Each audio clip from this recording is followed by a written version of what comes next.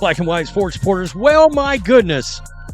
Angel Reese has caught the attention of a lot of people over the last 10 days or so after the WNBA investigation was launched, after her antics, after a common take foul by Caitlin Clark onto her, after she shared out what looked like a very racist social media post out there talking about the white girls running from the fade. About how racism is an endemic problem in American life. And there's a problem with that problem, which is there's not enough racism for them.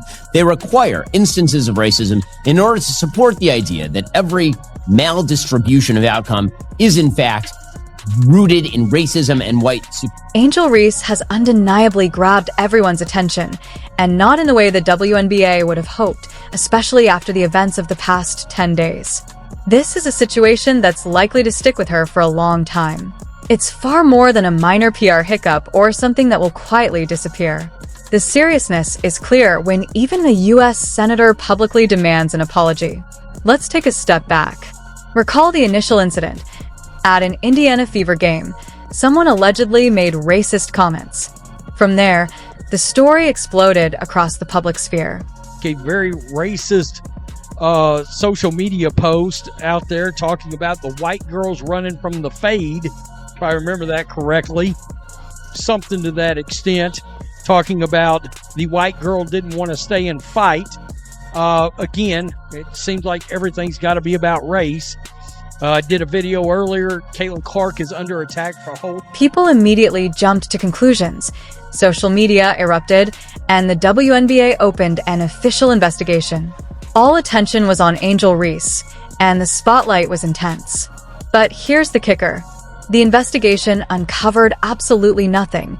No video, no audio, no witnesses. The league itself confirmed it couldn't verify the claim. So, what happened next? Did Angel Reese clarify her remarks? Did she step forward and say, "I never actually heard anything, and I don't believe Indiana Fever fans are racist"? No. Instead, she stood by the implication, playing along with the narrative. That silence, that subtle acknowledgement, spoke volumes. The statement itself is what opened up the entire can of worms, right? Like, I had seen the nonsense on social media. I was at the game, mind you. And it was a regular-ass sporting event. I mean, nothing out of the ordinary. Fans cheered their team. They booed the other team. Good environment. Fun game. They were happy afterwards. I think Fever fans were happy. That's what has everyone so fired up, including Indiana Senator Jim Banks, who made it clear that Angel Reese owes the Indiana fans an apology. And honestly, can you really blame him? Think about it. This whole situation was sparked by a comment circulating on social media. No facts, no footage, just speculation and outrage. Meanwhile, the fans at that game are being unfairly labeled as racists. That's not just careless, it's harmful. And this isn't the first time Angel Reese has found herself in the middle of controversy. Remember that post about the white girls running from the fade? That situation. That earlier incident wasn't just a misunderstood joke. It was outright race baiting. And now, here we are again. Another controversy, another story swirling around. This time, though, the league made a real effort to investigate. They combed through video footage, interviewed witnesses, and reviewed audio recordings. And yet, they found nothing. But instead of calming things down, the backlash continued.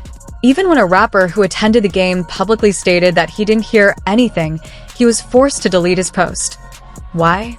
Because the online mob came after him. This is the reality we're living in now. Even refuting a false accusation can get you attacked.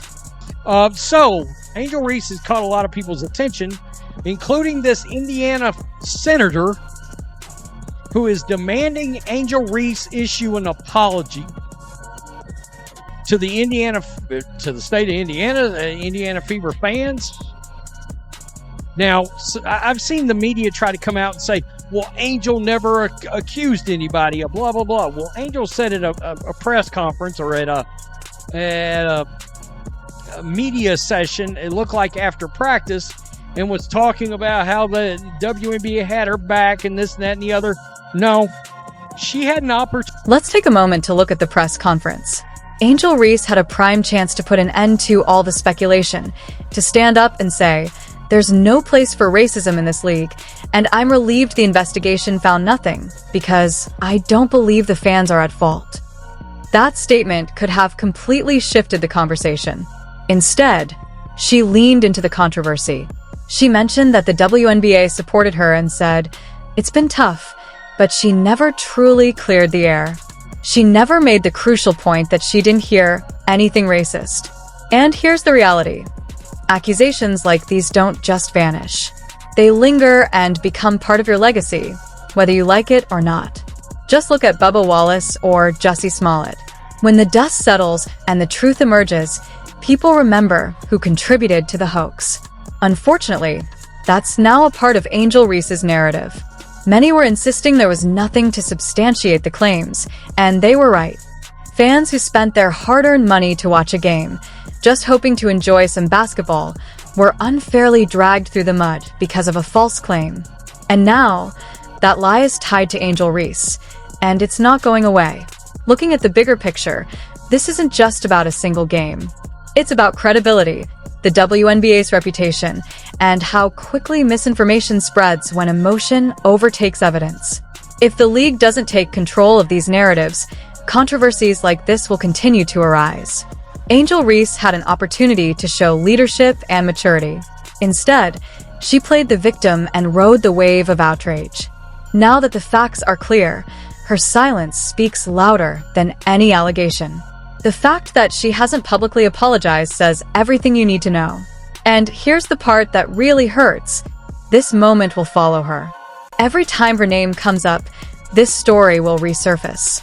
That's just the way these things work. The internet doesn't.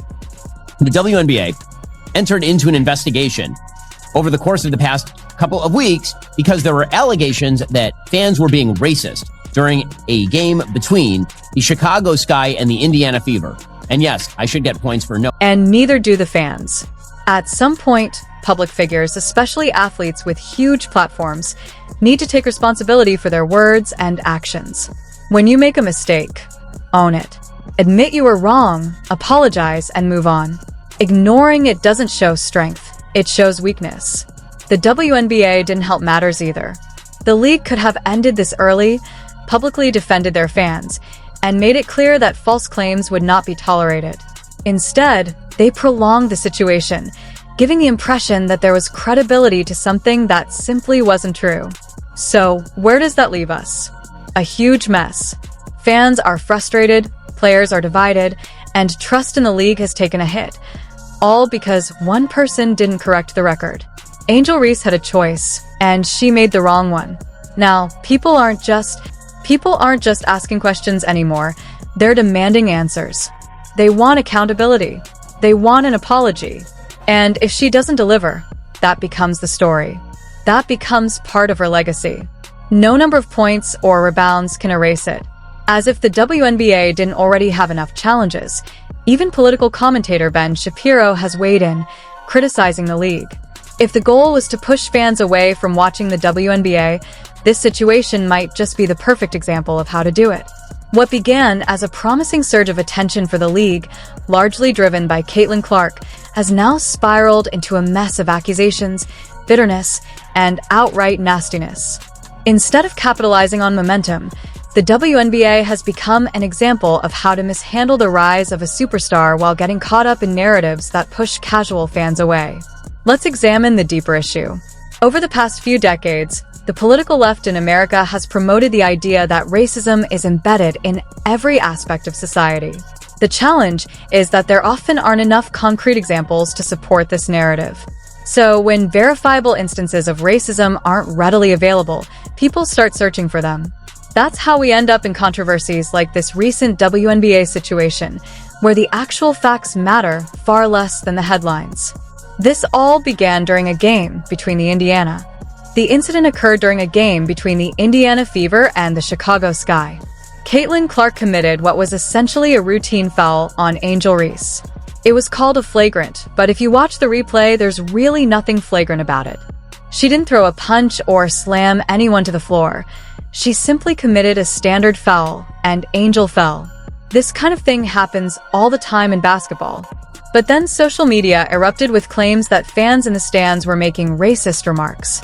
In response, the league stepped in. The WNBA issued a statement condemning racism, hate, and discrimination, which looked good on paper. They also announced they were conducting an investigation.